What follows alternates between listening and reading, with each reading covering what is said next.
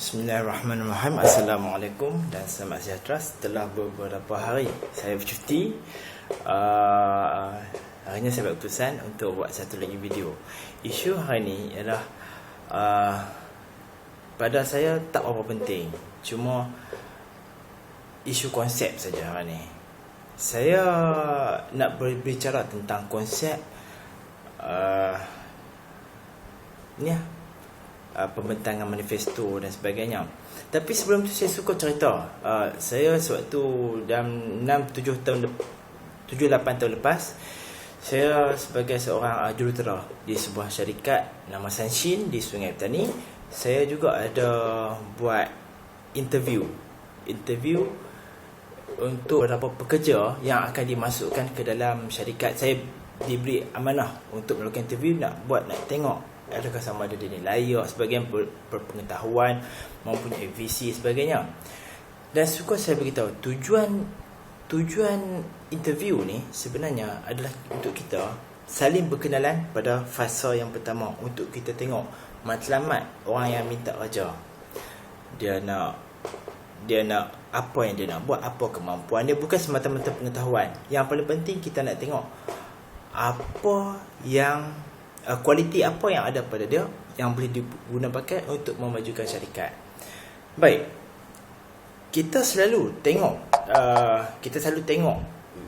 satu macam drama sebagainya.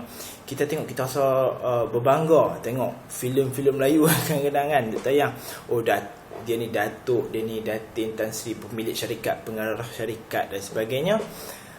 Namun pada hakikatnya, apa yang saya boleh relatekan ialah sebenarnya tempoh penamaan calon, tempoh nak relate dengan politik pula, sebenarnya saya nak bagi tahu Najib dan Anwar Ibrahim, mereka sedang minta kerja dengan kita. Kita sebagai rakyat Malaysia adalah pemilik syarikat yang bernama Malaysia. Syarikat Malaysia ni daripada Johor, daripada Perlis sampai ke Sabah adalah milik rakyat. Jadi kita sekarang, diorang minta kerja sebagai Perdana Menteri. Diorang minta ada gaji, kita yang bayar gaji, kita bayar cukai, tengok wayang, makan KFC sebagainya, ada cukai kan. Duit lepas tu digunakan untuk bayar gaji diorang jika diterima bekerja sebagai pekerja lah di dalam jabatan, sebagai penyewa awam, kontrak 5 tahun maksimum. Jadi di sini saya nak kawan-kawan saya, klien dan kalau boleh adik-beradik saya, sepupu sepapat yang terutama yang masih UMNO, supaya rasa sedikit proud apabila saya katakan sebenarnya Najib dan juga Anwar Ibrahim merayu supaya diberi peluang untuk diorang dapat kerja. Diorang ada kerja dan terpulang kepada kita untuk bagi kerja.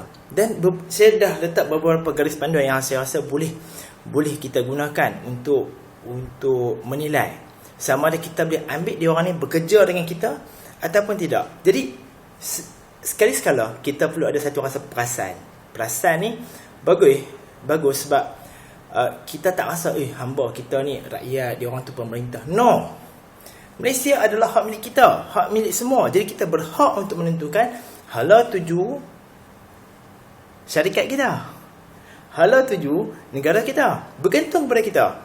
Jadi apa yang kita boleh buat, first thing first, kita kena tengok, kita kena tengok apa yang diorang akan buat. Sebab itulah pentingnya Manifesto adalah penting sebab kita nak tengok apa yang diorang akan buat. Okey, kalau I bagi you jawatan sebagai Perdana Menteri, apa yang you akan buat untuk memajukan Malaysia, untuk mensejahterakan kami? Kita adalah pemilik. Jadi I nak bagi you gaji 4-50 ribu sebulan, you nak buat apa? Sakat you bagi alasan, minyak naik sebab harga minyak dunia naik. Kalau you bagi alasan, I bagi tahu you, I boleh bagi 1000 alasan. Jadi kita sebagai bos, kita tak, I tak mau dengar alasan. Sekali-sekala kita kena berfikir macam tu. You pernah tengok tak macam cerita drama-drama bila bos dia marah kan? Cik, dia pun baca semua. Ini apa ni? Get lost. Buat balik. Macam tu. Kita kena ada rasa macam tu. Sebab berlakon Sebab kalau kita ada pekerja yang hanya mampu bagi alasan, baik tak payah. Betul tak? Kalau you boleh bagi alasan, I boleh bagi alasan yang lebih baik pada you. Percayalah. Tapi kita perlukan pekerja yang mampu cari jalan, kaedah untuk selesaikan masalah rakyat. Harga minyak naik, harga barang naik, harga kereta naik, sebagainya, harga perumahan, semua. Apa solution dia? Apa penyelesaian yang you boleh bagi? Kami dah bayar you punya gaji tak? Kena ingat. Jadi ini kita patah balik kepada manifesto masing-masing. Jadi Pakatan ada manifesto, BN ada manifesto, dan dikatakan saya tak maulah tuduh, tapi memang saya beranggapan Barisan Nasional tiru manifesto Pakatan, dan pada saya dia tiru tak apa, tak ada masalah. Dua-duanya ada kebaikan untuk rakyat. Maksud dia kalau dia tiru, first dia iktiraf. Dulu yang dia kata tak boleh, ini akan merugikan negara, ini akan memuflis, membangkrupkan negara. Negara boleh bankrupt, syarikat boleh bankrupt, macam tu juga. Okay. First dia orang bangkang, dia kata tak boleh buat, ini gila sebagainya. Last dia orang ambil dan letak dalam manifesto dia orang. Saya boleh kata tiru lah, tapi it's okay. Saya lebih suka guna istilah iktiraf. Dia orang mengiktiraf bahawa manifesto yang Pakatan Rakyat letakkan dahulu boleh dilaksanakan, cuma kaedah pelaksanaan. Dekat sini kita boleh tengok, disebabkan saya boleh kata kedua-dua belah pihak punya manifesto hampir sama. Jadi daripada segi apa yang diorang akan buat adalah hampir sama. Perlu dilihat satu, plan perancangan. Apa yang diorang buat, macam mana diorang nak buat, apa yang diorang akan buat, macam mana diorang akan buat. Pertambahan kos. Sebab tu saya suka Pakatan Rakyat punya manifesto, saya cukup suka. Dia beritahu pertambahan kos dan sebagainya. Dia cerita berapa setiap tahun kena pakai, daripada mana nak ambil duit, sebagainya. Okay. Penjimatan kos rakyat. Tadi pertambahan kos kepada kerajaan, kepada syarikat kita. Penjimatan kos rakyat. Apa yang rakyat boleh rasa, boleh terima dia. Sebagai kita pemilik, kita dah bayar dia gaji, apa yang dia boleh buat untuk kita. Penjimatan kos perkhidmatan, maksudnya on their side, kos perkhidmatan.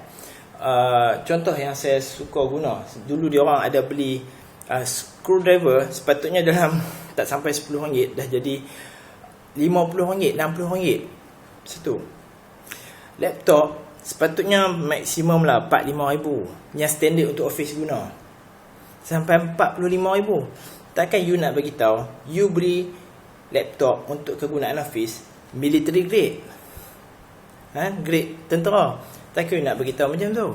Jadi RM45,000 untuk satu laptop sebagai.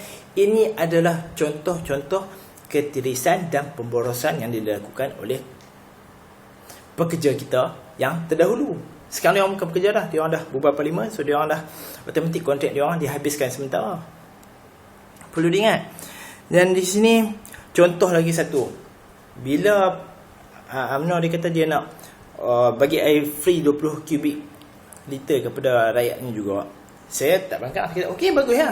Dua-dua nak bagi air free, bagus. Macam mana? Selangor, kerajaan Pakatan Rakyat Selangor, dia kata kaedahnya ialah pengambil alihan Syahbaz dan mengkerajaankan semula pengurusan air Selangor. Tapi kaedah yang BN kata, kita nak buat benda sama, tapi kaedahnya ialah kita akan bagi subsidi kepada kerajaan, kroni dia juga. Jadi saya nak beritahu kat sini, benda yang sama, kaedah pelaksanaan berbeza. Contoh lagi satu saya nak guna, Penang bagi anak emas punya insentif, warga emas punya insentif. Kerajaan Persekutuan dia bagi BRIM dan sebagainya. Oh, orang kata, you Pasal apa you kutuk BRIM tapi kerajaan Negeri Sembilan, kerajaan Pulau Pinang dia bagi tu juga. Sebenarnya benda yang hampir sama tapi berbeza dari segi pelaksanaan. Kita akan tengok Pulau Pinang dia berikan insentif adalah berdasarkan kepada lebihan. Kena faham, lebihan, surplus. Gaji 1,000, gaji 3,000, dia berbelanja 2,000. So 1,000 tu dia bagi balik kepada anak-anak dia. Okey tak? Okey. Tapi dalam keadaan berhutang, duit tak ada. Dia ikhtiar pergi pinjam berhutang dengan Bank Dunia, ambil duit dia bagi kepada rakyat untuk tarik undi. Itu pelaksanaan. Bagi BRIM pada saya dah bagi ambil sajalah. Tapi pelaksanaan, dan perlu diingat itu bukannya duit dia. Pertambahan kos ada untuk rakyat sebab pertambahan hutang. Boleh Google kadar hutang negara semasa. Boleh ambil je history kadar hutang negara. Maklumat ni boleh ambil daripada Bank Negara Malaysia. Cari. Ada internet, ada YouTube, ada Google. Gunakan sebijaknya. InsyaAllah ini adalah ikhtiar saya untuk ke arah masa depan syarikat kita yang lebih baik. Saya harap macam tu. Itu saja untuk kali ini. Baik, terima kasih. Assalamualaikum.